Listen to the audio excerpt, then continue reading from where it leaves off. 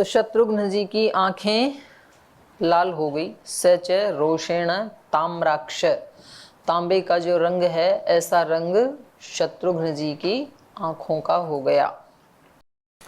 शत्रुघ्न शत्रुतापन, शत्रुघ्न को शत्रुघ्न क्यों कहते हैं? क्योंकि वो शत्रुओं को तपा देने वाले हैं, हनन करने वाले हैं उनका, शत्रुओं का। अब शत्रु केवल बाहर ही नहीं होते हैं, शत्रु अंदर भी होते हैं। अपने जो राग द्वेष आदि हैं, किसी के प्रति एक अत्यंत आकर्षण का भाव होता है, किसी के प्रति अत्यंत विकर्षण का भाव होता है। तो आप ये मत समझना कि जो आपको अच्छा नहीं लगता है बिल्कुल भी बाहर से, जिसको आप देखना भी पसंद नहीं करते, वो व्यक्ति आपका शत्रु है।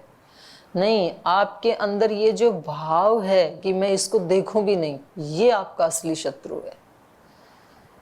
इसलिए बाहर वाले व्यक्ति को मत हटाना जीवन से, इस अंदर वाले भाव को हटाना।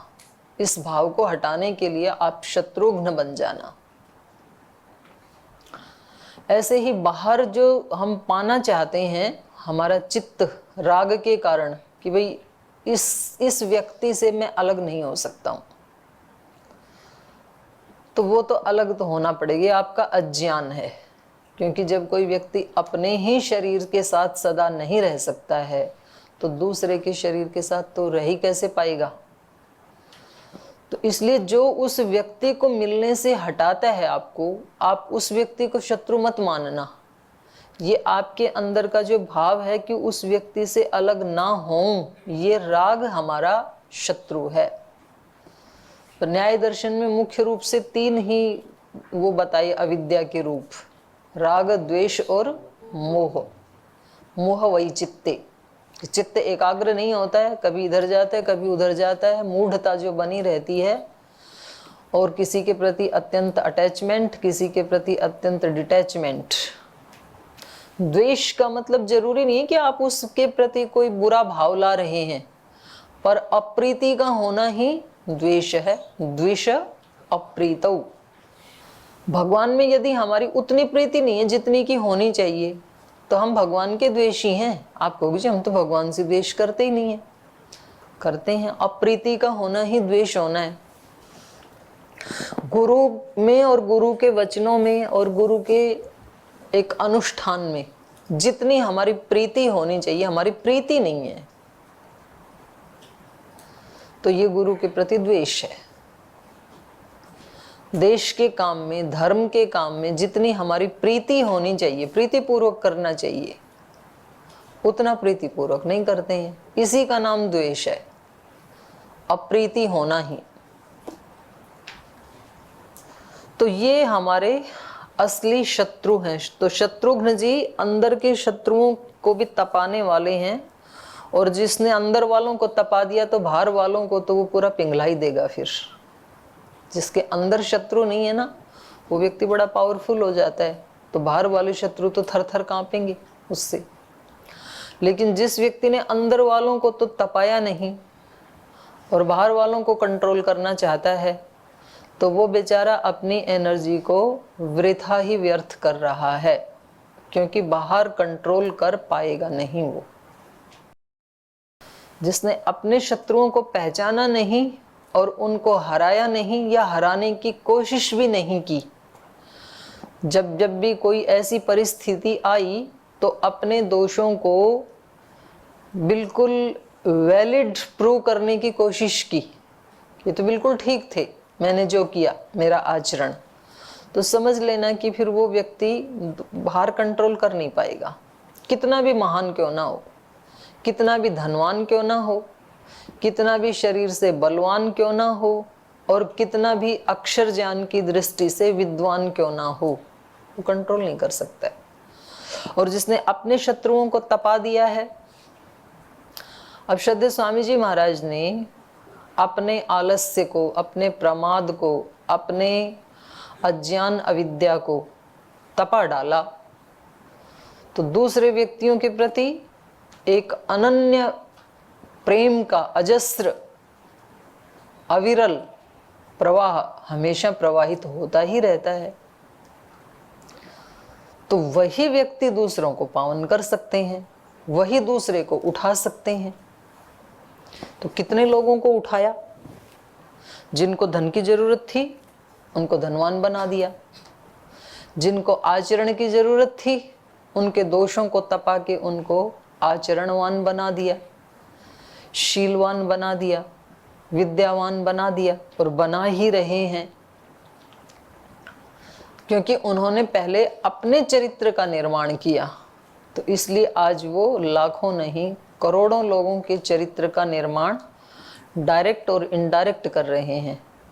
हमारा तो सौभाग्य है कि हम डायरेक्ट रूप से उनकी छत्र छाया में रहते हैं, लेकिन कुछ लोग दूर रह करके भी उसका पूरा लाभ उठा रहे हैं। आप ये मत समझना कि भाई हम यहाँ रह रहे हैं तो हम ही ज़्यादा उनकी कृपाओं का लाभ उठा रहे हैं। कुछ कुछ तो साधक हमारे से भी बहुत ऊंची स्थिति में दूर रह करके भी अपने जीवन को आगे बढ़ा रहे हैं वो। तो ये जो शत्रुओं को तपाने वाले शत्रुघ्न हैं, मंथरा को देख करके इनकी आंखें रोष के कारण लाल हो गई हैं। विचकर्ष तदा कुब्जाम, तो तब उन्होंने कुब्जा को विचकर्ष खींचा, जोर से पकड़ करके। पहले तो पकड़ा तभी उसने चिल्ला दिया, चीख लगा दी, और अभी उसको जोर से पकड़ा ऐसे। क्रोशंतीम धरणी तले, जोर से पकड़ के खींचा होगा तो गिर गई होगी, और फिर भी उसको पकड़ के उन्होंने आगे खींचा, घसीटना बोलते हैं जिसको। तो आप कल्पना कर सकते हैं ना कि जब कोई ऐसा दोषी व्यक्ति सामने है तो हमारा मन एकदम से पिक्चर बना रहा है ना कि कैसा सीन रहा होगा। एकदम से उसको पकड़ा, पकड़ के उसको घसीटा, और उसकी चीख निकल गई बहुत जोर से। ताम प्रेक्ष भरतः क्रुद्धं शत्रुघ्नम् इदम् अब्रवीत् अवध्यः सर्वभूतानां प्रमदः क्षम्यताम् इति। तो भरत जी सामने बैठे ही हैं, तो उन्होंने भी देखा इसको। भरतः ताम प्रेक्ष, भरत जी ने भी उस मंथरा को इस प्रकार चीखते हुए या घिसटते हुए उन्होंने देखा। और क्रुद्धम शत्रुघ्नम इदम अब्रवीत, इस दृश्य को देख करके क्रोधित शत्रुघ्न को भरत जी ने ये वाक्य कहे। भरत जी बड़े क्रोधित, शत्रुघ्न जी बड़े क्रोधित हैं, इसको घसीट रहे हैं। तो इन्होंने ऐसे अपने छोटे भाई को क्रोधित अवस्था में देख करके ये वचन कहे कि भाई प्रमदः अवध्यः सर्वभूतानाम, कि आप ये तो देखो कि ये एक महिला है, एक नारी है। प्रमदः मतलब नारी जाति, मातृशक्ति, नवयुवती को भी कहते हैं। तो कह रहे हैं प्रमदाः बहुवचन है ना, तो इसका अर्थ होगा नारी जाति। सर्वभूतानाम अवध्याः, सब प्राणियों के लिए वो अवध्य है, वध करने योग्य नहीं है। तो कुछ हमारे ऋषियों ने ना ऐसे वो बनाए, अपने जीवन के मूल्य बनाए, ऐसे नियम बनाए, ऐसी मर्यादाएं बनाई कि रोगी को, नारी जाति को, बच्चे को, इनको किसी भी हालत में इनके ऊपर हाथ उठाना नहीं है। निशस्त्र को जैसे युद्ध कर रहे हैं, तो जिसके पास शस्त्र नहीं है तो उसको कहेंगे भाई पहले आप अपना शस्त्र उठा के लाओ, उसके बाद युद्ध करेंगे। तो ऐसे नियम बना रखे थे, तो इसलिए इन्होंने याद दिलाया। तो जिसको प्रतिकूल समय में धर्म याद आ जाए वो ही महान है। ऐसे तो सभी को धर्म का पता ही है, तो किसी को भी समझाने की, बताने की आवश्यकता नहीं है। जैसे ये हमारी कक्षा भी है, तो इसमें जो आ रहा है ये कई कई बार हमने अपने गुरुजनों से सुनी रखी है ना सारी बातें। तो नया, कभी कभी तो नया भी आता है अलग ढंग से, अगर अलग शब्दों में। तो सारांश तो वो सारा हमने सुन रखा है, लेकिन तो भी वो शब्द आते हैं तो उनकी पुनरावृत्ति हो जाती है। एक अपने गुरु वचनों के ऊपर शास्त्र की स्टैंप भी लग जाती है। तीसरी बात यह है कि इसको बार बार सुनने से एक करने की प्रेरणा मन में आती है, वैसा जीने की। क्योंकि महान वो ये जो जीता है, चाहे वो छोटा सा ही जिए, जरूरी नहीं है कि पूरा पूरा जी रहा है। प्रारंभ तो एक स्टेप से ही होता है। किसी को हजारों सीढ़ियां चढ़नी हैं तो उसकी शुरुआत एक सीढ़ी से ही तो होती है ना। तो धीरे धीरे चढ़ते चढ़ते 1000 भी चढ़ जाएगा वो। तो यहाँ भरत जी, यद्यपि वो भी बहुत दुखी हैं, क्रोधित भी हैं, परेशान भी हैं, गुस्सा भी है, मंथरा के ऊपर भी है, अपनी माता जी के ऊपर भी है, लेकिन कम से कम इनको इतना ध्यान है कि भाई मार पिटाई मत करो कम से कम। जैसे यहाँ भी सिखाया जाता है ना कि भाई गुरुकुल में हाथ उठाना अक्षम्य अपराध है। किसी को किसी के ऊपर गुस्सा आ भी गया तो आप वाणी से कुछ कहें तो वो क्षम्य हो सकता है। स्वामी जी तो हमें यही सिखाते हैं कि भाई वाणी से भी झगड़ा मत करो। पर यदि किसी ने किसी के ऊपर हाथ उठा दिया तो फिर तो उसने मर्यादा का उल्लंघन कर दिया, तो फिर उसको रखते नहीं है यहाँ पे, उसको भेज देते हैं फिर। तो ऐसे इनके राज्य की मर्यादा क्या है? प्रमदः सर्वभूतानाम अवध्याः। नारी जाति सब प्राणियों के लिए अवध्य है, वध करने योग्य नहीं है, इसलिए क्षम्यताम इति, इसको क्षमा कर दो।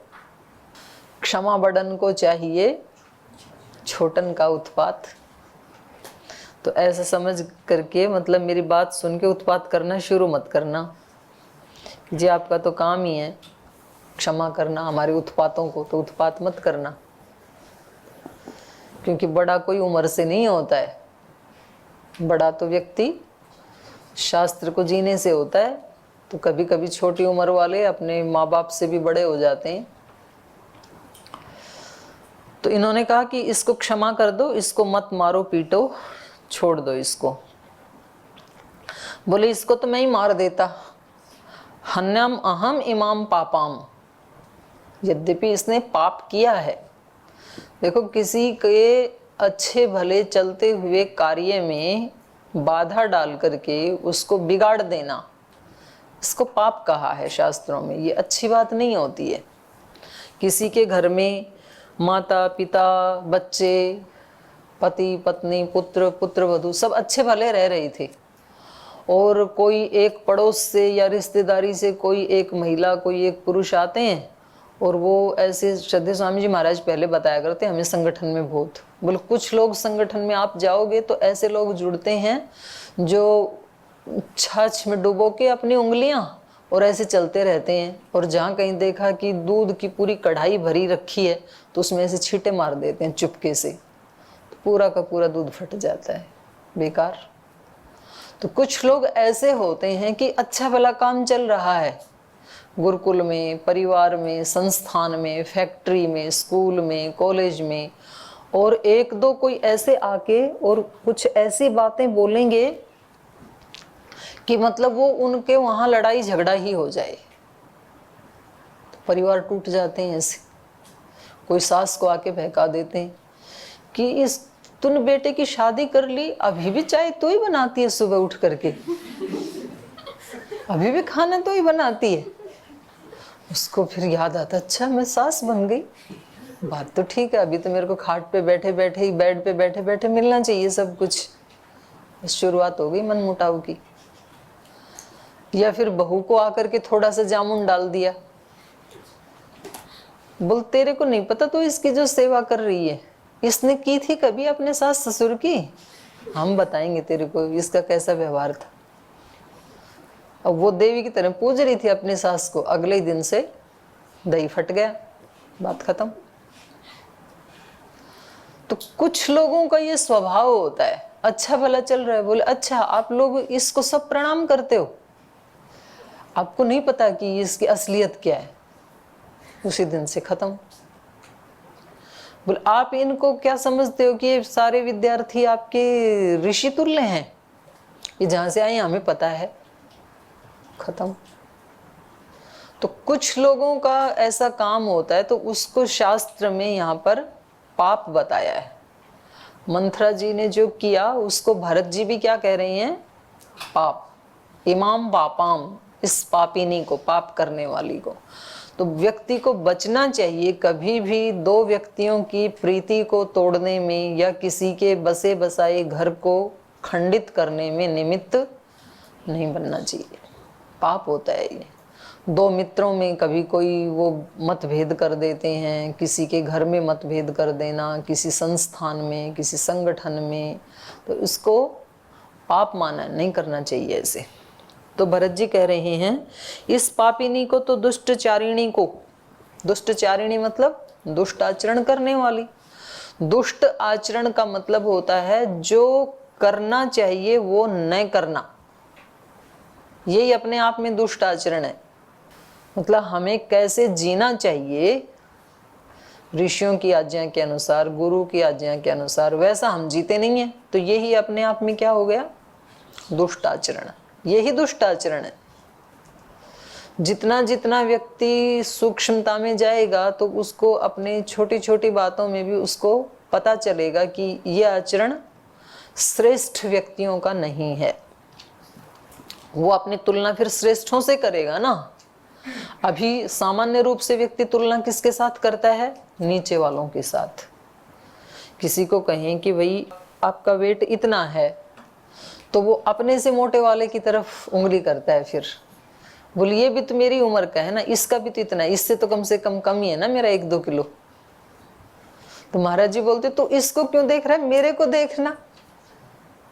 तो आदर्श जब व्यक्ति की दिशा ऊपर की तरफ होती है तब तो ऊपर वालों को आदर्श बनाता है, और जब उसकी दिशा आलस्य प्रमाद से नीचे की तरफ होती है, आराम फरमाने की होती है, तो आदर्श नीचे वालों को बनाता है। वो तो बनाना चाहिए ऊपर वालों को, क्योंकि थोड़ा बहुत तो खिसकेंगे फिर। तो आदर्श तो बड़े ऊपर वाले ही होने चाहिए। तो ऊपर वाले छोटे छोटे इन दोषों को भी हटाना चाहते हैं अपने जीवन से, तो इसलिए ऐसे आचरण करना जो ऋषियों के अनुरूप नहीं है उसको भी क्या बोलते हैं? दुष्ट आचरण। तो इसलिए भरत जी भी इनके लिए दुष्टचारिणी इस शब्द का प्रयोग कर रहे हैं। हन्याम अहम इमाम पापाम कैकेयीम दुष्टचारिणीम, बोले इससे भी ज्यादा पाप तो मेरी माँ ने किया है, तो मैं उन्हीं की ही वध कर देता। क्यों? यदि माम धार्मिको राम न अनुसूयेन मातृघातकम, बोले भाई इसको क्यों मार रहे हो? इसने जिनको भ्रमित किया और जो भ्रमित हो गई, तो मूल तो वो है ना, ये तो हमारी एक नौकर है, हमारी एक दासी है। इसने तो अपने लेवल का काम किया, लेकिन हमारी माँ को इसकी बात नहीं माननी चाहिए थी, क्योंकि वो उनके लेवल का काम नहीं है। तो इसलिए बोलते हैं, लोक में भी बोलते हैं, भाई चोर को क्यों मारते हो? चोर की माँ को मारो ना, ताकि वो चोर पैदा करना ही बंद कर दे। नहीं तो एक चोर को मारोगे वो 2-4 और पैदा कर देगी। तो ऊपर से विष के पौधे को मत काटो, जड़ से उखाड़ दो ना, तो विष की कोंपलें फूटेंगी ही नहीं। कहाँ से ये विष उत्पन्न हो रहा है, उस जड़ को हमें पकड़ना है। हमारे जीवन में जो झगड़े हैं, जो राग द्वेष हैं, जो परेशानियां हैं, तनाव हैं, डिप्रेशन है, दुख हैं, उसकी जड़ कहाँ है? ये तो विषैली कोपलें हैं हमारे चित्त में, ये उगी कहाँ से? तो बोल जी उसने उगाई, उसने उगाई। उसने भी क्यों उगाई? क्योंकि हमारे ही चित्त के अंदर अविद्या अभी बची हुई है। कुछ कामनाएं हैं हमारी, कुछ महत्वाकांक्षाएं हैं हमारी, कुछ असहन शक्तियां हैं हमारे अंदर, वो पावर नहीं है हमारे पास अभी। तो इसलिए हमें काम वहां करना है। यदि हमारे ही चित्त में इतनी ताकत आ जाए कि हमारे चित्त में ऋषियों की तरह से, महात्मा बुद्ध की तरह से, भगवान महावीर की तरह से, श्रद्धेय स्वामी जी महाराज की तरह से प्रभाव ही ना पड़े किसी दूसरे के बुरे कर्मों का, तो फिर हम सदा सदा के लिए क्या हो जाएंगे? मुक्त हो जाएंगे। जीते जी जीवन मुक्ति यही तो है। दूसरा परेशान करना चाहिए, हम होते ही नहीं है। बोले आपको इधर काम नहीं करना, इधर करना है। बोले ठीक है जी, इधर कर लेंगे, कोई दिक्कत नहीं है। आपको ये नहीं मिलेगा, ये मिलेगा। बोले ठीक है जी, राजी हैं हम उसी में जिसमें तेरी रजा है। यहाँ यूं भी वाह वाह है, यूं भी वाह वाह है। तो ऐसा भी तो हो सकता है जीवन में। तो इसलिए व्यक्तियों को हटाने की जरूरत नहीं है, व्यक्तियों को दुश्मन बनाने की जरूरत नहीं है। जिस दोष के कारण वो हमें दुश्मन दिखाई देते हैं उस दोष को मिटाने की जरूरत है। तो ज्यादा काम अंदर करने की जरूरत है। बाहर हटाने के लिए तो हम जी जान लड़ा देते हैं कि यहाँ नहीं वहां जाना है, इस व्यक्ति को हटाना ही है किसी भी तरह से, इसकी शिकायत करनी है, कुछ भी करना है, और आएगा इसकी जगह कोई ना कोई। इसलिए आप बाहर से नहीं संघर्ष करना, अपने अंदर से संघर्ष करना है। तो इसलिए कह रहे हैं, भरत जी बता रहे हैं कि भाई इसका दोष नहीं है, ये तो दोष माता कैकेयी का है जो इसके कहने में आ गई और उन्होंने इतना अनर्थ कर डाला। और इस माता के इस अनर्थ के कारण ये बहुत बड़ा पाप किया है माता ने, तो मैं ही उसका वध कर देता, क्योंकि वास्तव में दुष्ट आचरण करने वाली माता कैकेयी हैं। ये माता कैकेयी के लेवल का काम नहीं था जो उन्होंने किया।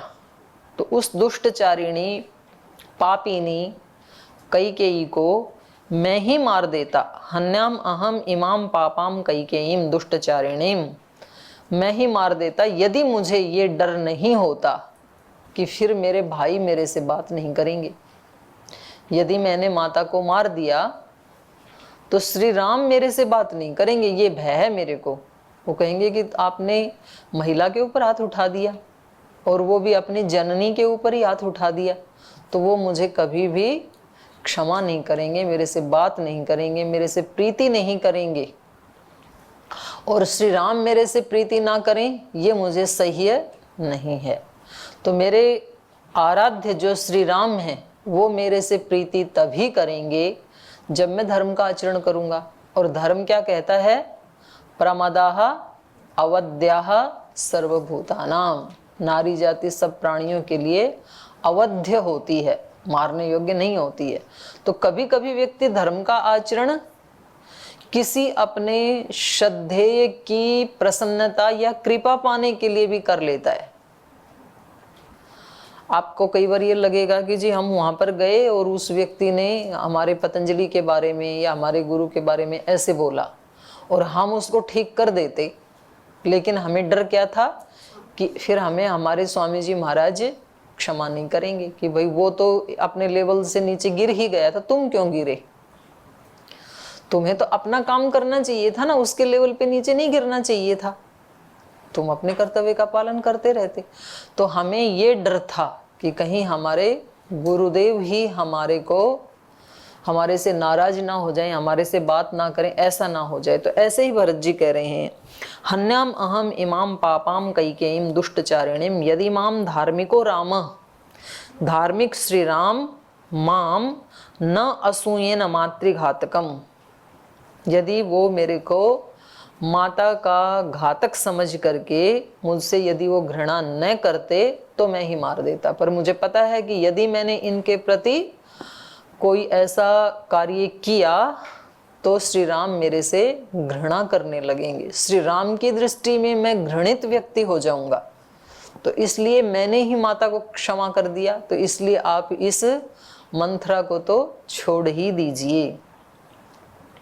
तो कभी कभी हम अपने आराध्य की या अपने गुरु की या अपने किसी आदर्श की प्रशंसा के लिए भी हमें धर्म का ही आचरण करना चाहिए, अधर्म का आचरण नहीं करना चाहिए। हमें समझ में नहीं भी आ रहा है, हमें तो लगता है कि इसको मारना ही चाहिए, लेकिन तो भी हमें क्या सोच करके उसको छोड़ दें कि भाई इससे मेरे भगवान को, मेरे गुरु को, मेरे माता पिता को कैसा लगेगा, कहीं उनको तो ठेस नहीं लगेगी। यदि उनको कष्ट हो रहा है कोई बात नहीं, छोड़ दो इसको। तो इसलिए अच्छा श्लोक है ये। इमाम अपि हताम कुब्जाम यदि जानाति राघवः त्वाम च माम च ही धर्मात्मा न अभिभाषिष्यते ध्रुवम। और कह रहे हैं आप जो इनको मंथरा को मारने का उपक्रम कर रहे हैं, इमाम अपि कुब्जाम हताम, इस कुब्जा के भी, मंथरा कुबड़ी थी वो, इसलिए कुब्जा कह रहे हैं यहाँ पर, इस कुबड़ी मंथरा को भी मारने से यदि राघव जानाति, इस बात को भी यदि जान लेंगे कि माता कैकेयी को तो इन्होंने कुछ नहीं किया, लेकिन मंथरा को इन्होंने घसीटा, पीटा, मारा, जो भी किया, ऐसा यदि वो जान लेते हैं तो ध्रुवम ही धर्मात्मा, निश्चित रूप से वो धर्मात्मा श्री राम त्वाम च माम च न अभिभाषिष्यते, न तेरे से बात करेंगे न मेरे से बात करेंगे, हम दोनों से बात भी नहीं करेंगे। क्योंकि एक छोटा आदमी अपना छोटापन दिखाता है, ये उसके अपने संस्कार हैं, लेकिन बड़ा व्यक्ति भी नीचे उतर आता है किसी के कहने से, ये उचित नहीं है। तो ये कह रहे हैं हमें अपने बड़प्पन को बना के ही रखना चाहिए। भरतस्य वचः श्रुत्वा शत्रुघ्नो लक्ष्मणानुजः न्यवर्तत ततो रोषात् ताम मुमोचे च मंथराम, ताम मंथराम मुमोचे, उनकी इस बात को सुन करके उन्होंने मंथरा को छोड़ दिया। भरतस्य वचः श्रुत्वा, श्री भरत जी के ये वचन सुन करके जो शत्रुघ्न हैं उन्होंने, नहीं तो वो लगता है कि उसकी गर्दन ही मरोड़ देते, जान ही निकाल देते, लेकिन जब भरत जी ने बताया कि श्री राम अपने से बात भी नहीं करेंगे, इनको मारोगे तो उन्होंने फिर उसको छोड़ दिया। तो ये सर्ग यहाँ पर संपन्न होता है। अब 61वां सर्ग हम कल पढ़ेंगे, आज यहीं विराम लेते हैं।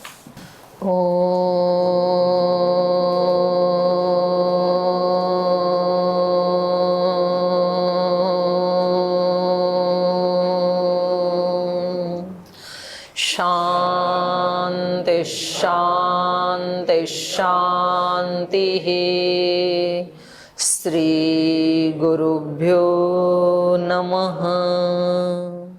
तू ही माता तू ही पिता है, तू ही बंधु तू ही सखा है, तू ही माता तू ही पिता है, तू ही बंधु तू ही सखा है, तू ही है करुणा निधान। हे राम हे राम हे राम हे राम। तू अंतर्यामी सबका स्वामी, तू अंतर्यामी सबका स्वामी। तेरे चरणों में कोटि प्रणाम। हे राम हे राम हे राम हे राम। तू ही दुख त्राता विश्व विधाता, तू ही दुख त्राता विश्व विधाता। तेरे शरण में है विश्राम।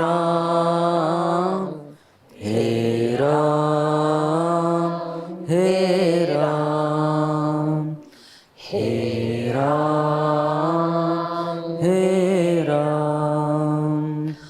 तू ही माता तू ही पिता है, तू ही बंधु तू ही सखा है, तू ही है करुणा निधान।